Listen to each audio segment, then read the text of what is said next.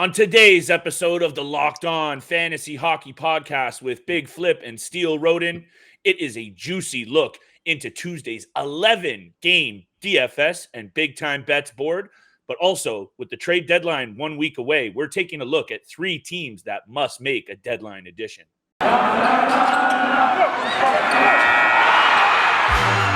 You're Locked On Fantasy Hockey, your daily podcast on fantasy hockey. Part of the Locked On Podcast Network, your team every day.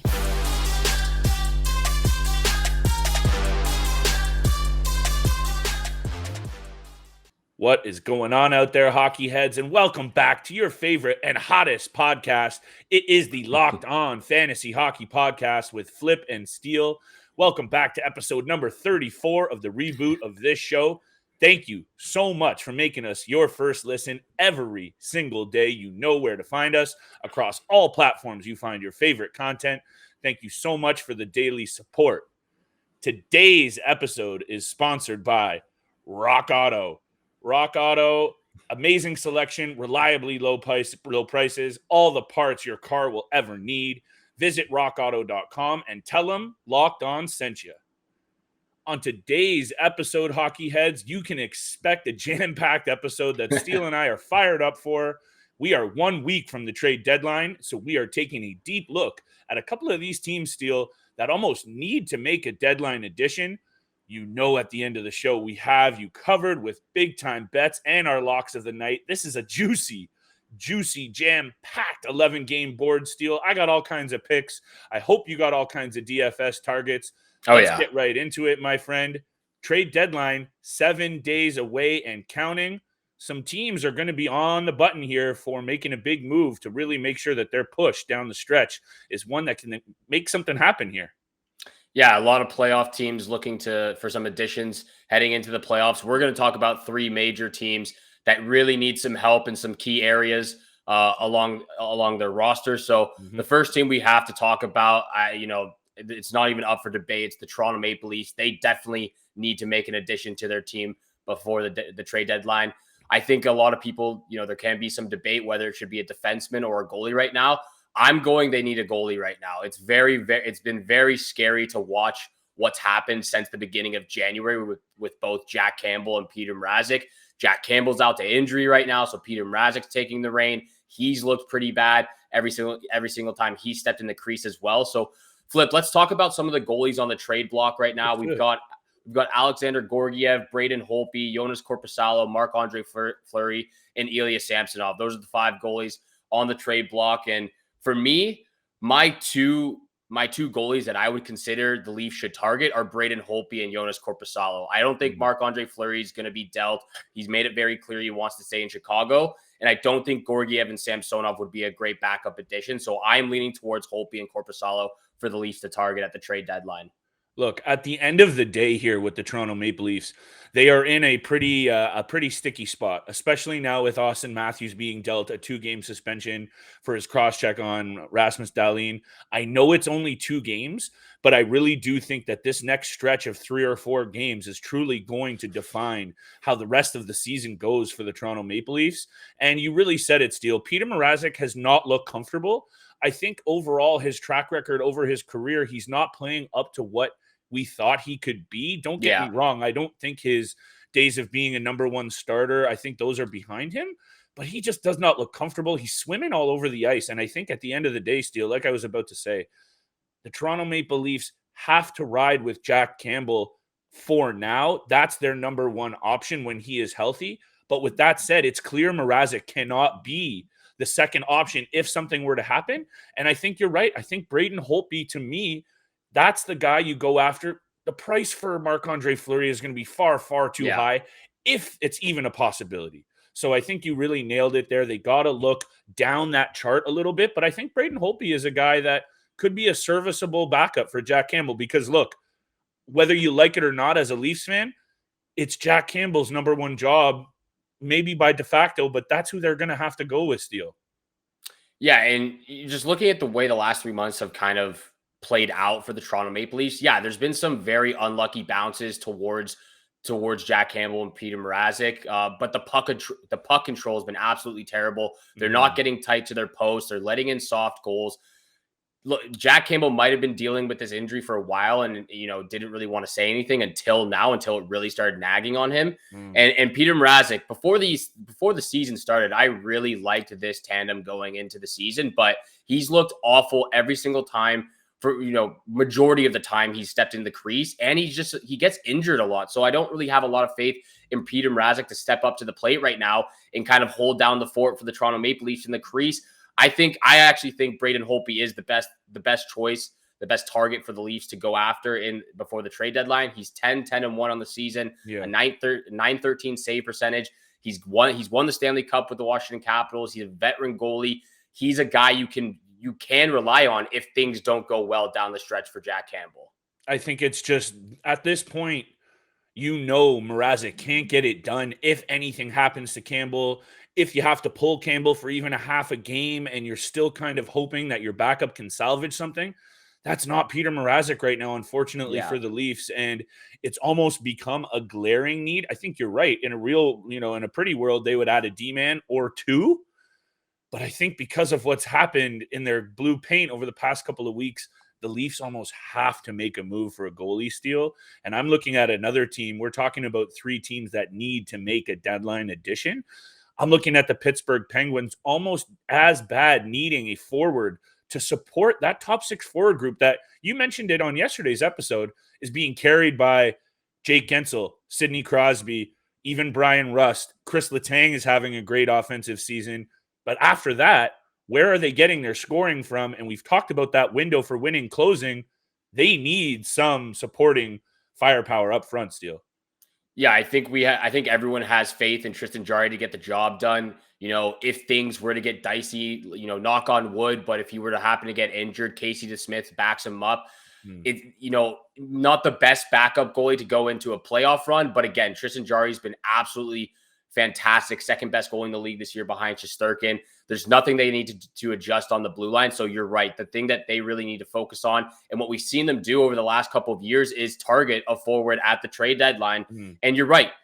Besides the top three guys and Evgeny Malkin, they're not getting scoring. They're not getting scoring from anybody up and down the lineup, the second, third, and fourth line. Yep. And just over the last couple of weeks, Rodriguez, 4 points in his last 12 games. He's had a pretty solid year too, but majority of that was because he was on the top line with Sidney Crosby. And we've said this before, if someone's playing with Sidney Crosby, he's going to elevate their game and they're going to, do a lot better than what they're supposed to do. So Rodriguez, 4 points in 12 games. Kasperi Kapanen, 2 points in his last 12 games. Danton Heinen, 4 points in his last 12 games. They're not getting any help up front besides from those top three guys we mentioned. Looking at some of the guys on the trade board right now, I'm looking at Rickard Rakell, Brandon Hagel, Max Domi, Phil Kessel making a return to Pittsburgh potentially. Those are the four guys that really stuck out to me that can help offensively. And yeah, besides Brandon Hagel, the other three guys, have struggled offensively this season with their respective teams. But Rickard Rakell, we've seen in the past, he's a goal scorer. He's fantastic on the power play. Brandon Hagel's having a fantastic year with Chicago. And Phil Kessel, we've seen him win 2 Stanley Cups with the Pittsburgh Penguins a couple years back. And even Max Domi. I think Max Domi would fit in great there, bring a little bit more of an edge to this Pittsburgh Penguins team. And we've seen that he has a ton of skill. So if he gets an opportunity like that, he can showcase himself. So those are the four guys I think Pittsburgh really needs to look into and, should target for the trade deadline. I actually also had Rickard Rakell on right at the top of my list. I have another player here that I'll talk about in a quick second, and a guy, Brock Besser, that I could also see Brian Burke going after. That seems like a very Brian Burke-esque move, but so does Rakell. That the price would be lower. You mentioned that he's not having a great offensive season, but we know he has that goal-scoring caliber, and I think Rakell would be a piece that the Penguins are going to add. Up the middle, Crosby, Malkin, and Jeff Carter. While Jeff Carter's great days are behind him, I've mentioned this about a few players, the hands are still money, and I think he's a very reliable third-line center option, especially for a playoff push. So I don't think they're going to make an ad up the middle. It's going to be a winger. Yeah. And I could see it being Rickard Rakell, and honestly, if the price is right, I could see it being Brock Besser. The only thing is the Pens are right up against the cap. So it's going to take a little bit of magician GM work. But if any front office can do it, it's Ron Hextall and Brian Burke. And you know what? I could see it happening. You mentioned that they're going to probably target a couple of guys, but we'll see what happens down the stretch. And stick with us, guys. Big time bets, DFS targets. They're coming up right after the break. 11-game juicy board. Right after the break, we're going to continue this conversation. But first, you know what time it is. It's March, and it's time for March Madness, baby. The time of year is here again. College basketball is back. For all the latest odds, contests, and player props, BetOnline.net is the #1 source for all your sports betting needs and info. BetOnline remains the best spot for all your sports scores, podcasts, and news this season, and it's not just basketball or college hoops. BetOnline has you covered as your continued source for all your sport wagering needs, including live betting and your favorite casino games. Head to the website today or use your mobile device to learn more about the trends and all the action. Bet online, where the game starts. Thank you so much for making the Locked On Fantasy Hockey Podcast your first listen every day. Make sure you tune in on Monday, March 21st at 3:30 Eastern Time for our live trade deadline reaction show to get all the on-ice fantasy and betting analysis you need from myself and Flip Livingstone over there, with appearances from our roster of local team experts. You don't want to miss out on Monday's trade deadline show. There's going to be a lot of trades to talk about. We're going to analyze them and figure out what's the best move heading forward for your fantasy team. So make sure you tune in for that. Let's get back to the conversation about some of these teams that need to make a trade deadline move before March 21st. Let's go out west to the Western Conference. One of the best teams, maybe the best team in the Western Conference, the Calgary Flames, are having a ridiculous season so far. And for me, there's not much they really have to do. They've looked absolutely great. Yes, we've seen them in the playoffs really, just not even show up, getting bounced out of the first round.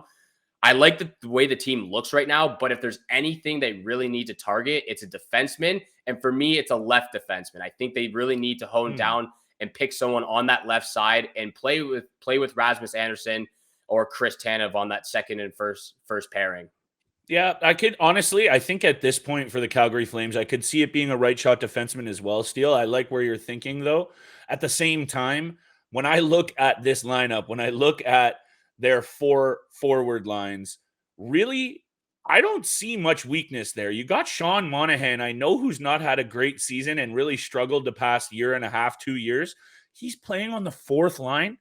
Sean Monahan is a top 6, top 9 forward on most teams. Yeah. So that right there is a little bit of a sign of how strong this forward group is.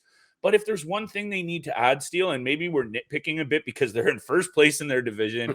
They've been the best team in the second half. So maybe we're nitpicking a bit. But I think with the addition of a player, and I know everyone's saying Ben Sherratt, return of Mark Giordano. That's not going to happen when Ben Sherratt makes $3.5 million somehow. I don't know how.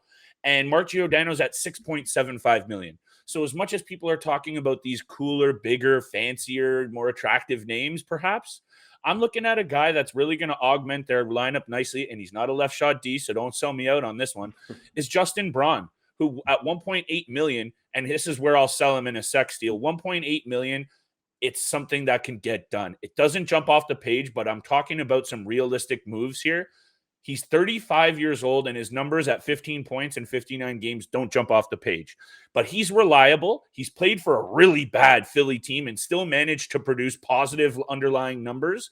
And at the end of the day, Steele, what does that Calgary defensive roster truly lack?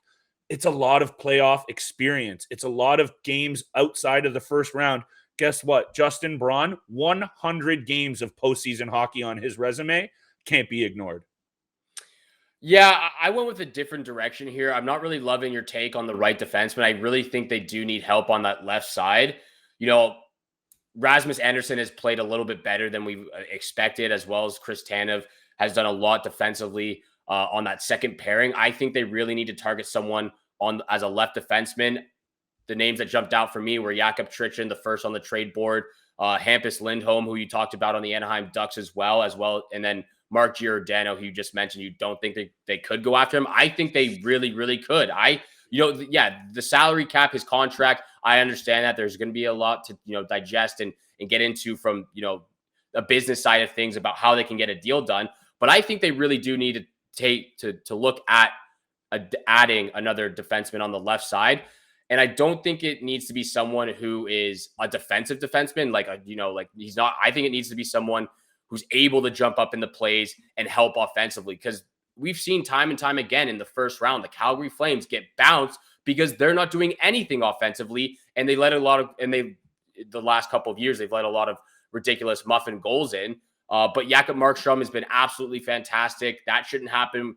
That shouldn't be the case this year with him. I really believe they need to target someone on the left side and someone who can really jump into the plays for an odd man rush, help offensively when they can, but is still a steady defenseman. Yeah, it's hard to get both. And at the end of the day, they made their offensive acquisition with Tyler Toffoli. That offense is bolstered. I don't think Treliving is worried about anyone jumping up in the rush right now when you're scoring at will with how hot their forward group has been. He has the luxury of not worrying about that. They're going to shore up the defensive side of things. I really don't think the offense is going to be considered in that move. They already made that move. Also, we know the other guy that they're looking at heavily is Ben Sherratt. So we know they're interested in the opposite. They're interested in someone who's going to lay that body, be a physical presence, and play playoff type hockey. But we'll see. At the end of the day, Brad Treliving is known to make these deadline moves for defensemen. Michael Stone, Eric Gustafsson, Derek Forbert, Oscar Fantenberg over the last number of seasons. Those are all lead up to the deadline moves. So I think either way you slice it here, Steele, I think the Calgary Flames will make an addition. They're just too good not to. I think they're really going to go for it. And at the end of the day, how could they not be in the mix right now as one of the teams, like you said, one of the best in the Western Conference. So we'll see what they have in the tank. But I don't know. Are you ready for big time bets, 11 game betting, or do you want to talk about that left shot defenseman a bit more? We'll get into DFS selections. We're going to keep our eye out. Things are revving up over the next week. Trades are going to be made. Players are going to be dealt. We'll keep an eye out for that. Come out with our reactions and let you know what might happen for your own fantasy team if one of your players might get traded to a different team. Let's jump over to DFS selections real quick. Let's do it. You mentioned it. 11 games on the schedule for Tuesday night.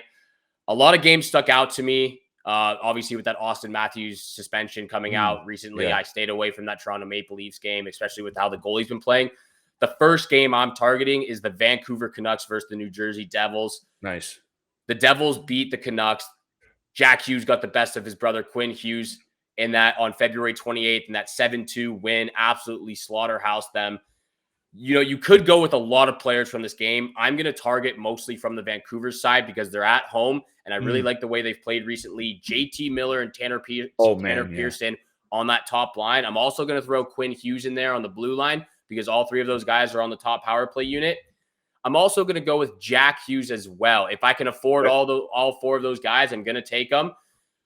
Both these teams have been scoring a lot frequently and have been in a lot of high scoring games. Like I just mentioned, the Devils beat them 7-2 on February 28th in their last matchup.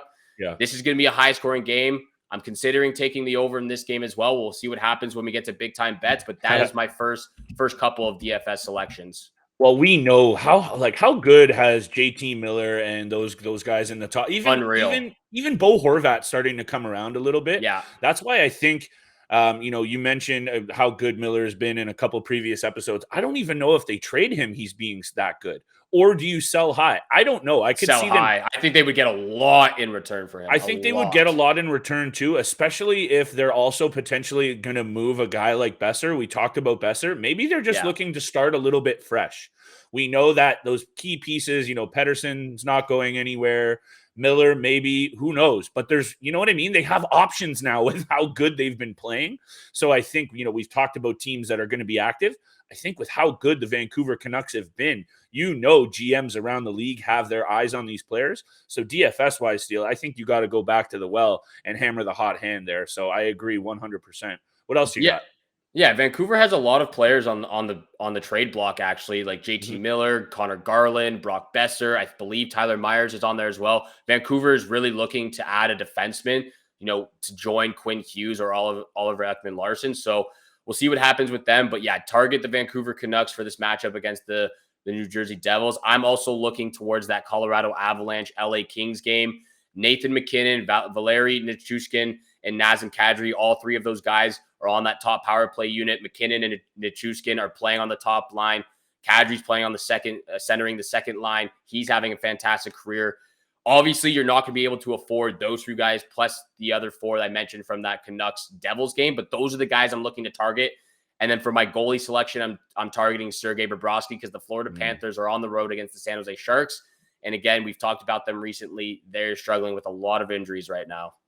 Struggling with injuries. And it's funny, though, that you mentioned, just to switch gears back to a game that you just mentioned, Colorado at LA. I could see this being a very low-scoring game. I like this spot for actually both goalies potentially. I think I would keep my eyes on both.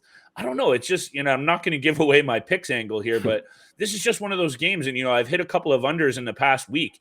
It just feels like it might be a low-scoring game. The LA Kings are a very stingy defensive team with a very underrated goaltending duo. So whoever's in there, if it's Cal Peterson or John Quick, I think it might be worth a look, but I will get more into that in a moment, good sir. Yeah, we'll get to your first picks very, very shortly. But first, this episode is brought to you by Rock Auto. With the increasing numbers of makes and models, it's now almost impossible for local chain auto parts stores to have what you need in stock. Oftentimes, there's very intimidating questions. I know I get confused and they just don't make a lot of sense to me. You have devices at home and in your pocket with access to rockauto.com. You'll be able to save time. You'll be able to save money when using Rock Auto. And why would you choose to spend 30, 50, even 100% more from a local chain store or a car dealership when you can buy for cheaper with reliable prices from rockauto.com? For example, a Honda Odyssey fuel pump is $353 from a chain store. It's $215 from Rock Auto. Go to rockauto.com right now and see all the parts available for your car or truck. Right, Locked On in their How Did You Hear About Us box so they know that we sent you there. Amazing selections, reliable low prices, all parts for your car that your car will ever need from rockauto.com. Thank you for making the Locked On Fantasy Hockey Podcast your first listen every day. Don't forget, we are free and available on all podcast platforms, which also includes YouTube. So make sure you're hammering the subscribe, hammer the follow button. Flip and I appreciate all the support and all the love out there. So thank you so much for riding with us for the last month and a half. Flip, you're talking about that Avalanche Kings game. Let's go. Let's get it. What do you got there? I'm going right into it, Steele. I like me some trends and some recent matchups, so I'm going to keep this simple. This episode's running a little long, and that's okay because we're feeding the people what they want, trade deadline coverage. Speaking of which, make sure you tune in for the trade deadline special, March 21st. Live reaction show, 3:30 Eastern time. Me and Steele Roden. Do not miss out. Now, Colorado at LA. Take this in. Colorado and LA, the last 6 times Colorado has gone to LA, under the number. Also, take this in. I have this angle when I look at, the Colorado Avalanche, Steele, been the toast of the Western Conference for most of the season, if not the entire season. We can agree with that. What I'm starting to see is, and it happens in sports all the time, even the lower teams in the Western Conference, they see Colorado roll in. Colorado is getting the best out of almost every single team that they play within their own division, especially within their own conference. And they're still winning games, but what's happening is these games are going under the number. The total has gone under the number in 8 of Colorado's last 9 games against Western Conference teams, and I expect that to continue tonight for a good odd at plus 110. Give me the number under 6. This feels like an under. I told you I like the LA Kings goalie. The book is out a bit on Kemper, but he has been solid over the last month. Under 6, you could even tease it up for a worse odd and cash that in. This is going to be a low-scoring game. Plus 105, give me the under. It could very well be a low-scoring game, but this guy who I'm about to talk about is not going to be left off the score sheet. Nathan McKinnon, anytime goal. That's my first pick of the night. He's got 5 goals in his last 5 games. He would have probably 30 goals at this point if he wasn't, if he hasn't been dealt a lot of, unlucky cards, a couple of injuries, COVID-19 as well. So he would be up to 30 goals on the season, but unfortunately the injury bug got him a little bit at the start. 5 goals in his last 5 games. First pick of the night, Nathan McKinnon, anytime goal from that LA Kings Avalanche game. I could definitely see it, and I'm pretty sure the last meeting between these two earlier this season, I believe he had at least 1, if not 2. Guess what? That number still stayed under the total. Colorado won 5-0. I see this being that kind of game, but hey, I don't hate the McKinnon is nasty, okay? McKinnon is one of those guys that I would pay the price of admission to watch this guy play hockey. Yeah. Beautiful skater, plays both ways, can shoot. He does everything at an elite level. I don't think you can ever go wrong betting on a guy like McKinnon, so I like this spot. Speaking of spots that I really like, and I'll feed you my lock of the night after I throw it back to you, Steele, it's the New York Rangers at home against the Anaheim Ducks. I'm keeping this one super simple. I usually don't hammer a lot of money lines minus 200 or more, but this spot, the Ducks are riding a 4-game losing streak and are at the tail end, pun intended, of a 5-game East Coast road trip. They do not do well on the East Coast. It's hard for these West Coast teams to come cross country. 2 of those losses on this 4-game streak, Steele. How about to the Devils and the Blackhawks? And the Blackhawks hung that nasty 8 spot on them. The Ducks are not playing well right now. We know that they're still in it because that Pacific Division is pretty weak, but I do not like this spot. Coming into Madison Square Garden, their last game of the road trip, about to head home, and they're just begging for mercy at this point after getting absolutely smacked around on this entire trip. Give me the Rangers on the money line at home for an easy home win. Let's ride Shesterkin in our blue shirt, Steele. This is the semi-Rangers podcast as well. So let's get it minus 210 on the money line for the Rangers for my second pick of the night, not my lock of the night. That's funny because that was actually my second pick of the night as well. The Rangers at home against this Ducks team is, for me, it's easy money. Mm-hmm. The odds aren't great, but again, Shesterkin being the best goalie, the Ducks being at the tail end. You said it all, so I won't get too deep into it. That is my second pick of the night as well. My last pick and lock of the night is going to be Panthers money line against the San Jose Sharks. Wow. I said it a couple days ago or over the weekend. I chose the Kings on the money line against the Sharks, and the Kings got absolutely destroyed by the Sharks on the weekend. It's not going to be the same case against one of the best teams in the league as well as one of the best teams in the Eastern Conference. I get that Florida is on the road, but I like this, matchup between the Panthers and Sharks. I'm going to go with the Panthers on the money line for my lock of the night. Yeah, that's going to be one of those ones that's a super low odd. I would also recommend, if you're feeling it as much as we are, why not sprinkle a little on the puck line as well? But you can't deny that that's a night. I hope it's not one of those ones, Steele, that looks too good to be true. I know. I've been burned way too many times when that, literally, I'm texting people, hey, put the pink slip, invest the bonds on this one. And it's like, hey, Flip, they lost by 6. Hopefully that doesn't happen. Anyway, lock of the night. I'm chickening out. I'm going with another heavy favorite here in terms of an odd. Minus 200 for the Dallas Stars on the puck line, plus 1.5. I don't have the cojones to bet on the Dallas Stars on the road, who are not a good road team. I will sprinkle a little bit on them, but here on this show, for my lock of the night, look, the Toronto Maple Leafs are in trouble right now. They have probably been the most inconsistent team since the All-Star break, just back and forth and back and forth. One night playing well, the other night, 2-3 nights in a row not playing well. Matthews going out for 2 games. I know it's only 2 games, Steele, but factor that in, Jack Campbell's injury and Mrazek's weakness. This week is going to be, I said it before and I'll say it again, it's going to be a big one for the Toronto Maple Leafs. I just don't think they have it right now, man. I don't know what you think about this, but this either way is going to be a 1-goal game. I could see Dallas winning, but it's going to be close. Dallas on the puck line plus 1.5 at minus 200. To me, again, along with that Rangers money line, parlay those bad boys together and thank me later, Steele. That's my lock of the night. Stars keep it close, baby. Yeah, that's why I stayed away from this game, just because of everything you just mentioned. And plus, Austin Matthews is going to be out for that game against the Carolina Hurricanes on Thursday as well, which is another big matchup, big game for Toronto. So I'm going to be staying away from the Toronto Maple Leafs for a little bit. They've let me down the last 3 or 4 times I've picked them. So I got to stay away from them. My lock of the night is Panthers on the money line versus the San Jose Sharks. Flip's lock of the night is the Stars puck line plus 1.5 against the Toronto Maple Leafs. Lock it in, pencil it in, put your money down, make the money. That's what Flip and I are here to do. Try to win you the extra couple of bucks to take home. Thank you for making Locked On Fantasy Hockey Podcast your first listen every day. If you want more gambling advice on what you should pick, but for not just hockey, make your second listen Locked On Bets, your daily one-stop shop for all your gambling needs.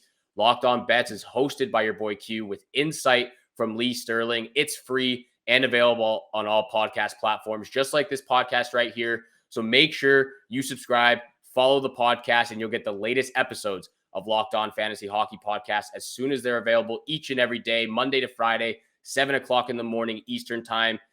Thank you so much for all the support out there. And thank you for tuning in for today's episode with Flip and I. Have a great day. Good luck with all your bets out there. And we shall see you back here again tomorrow. Peace.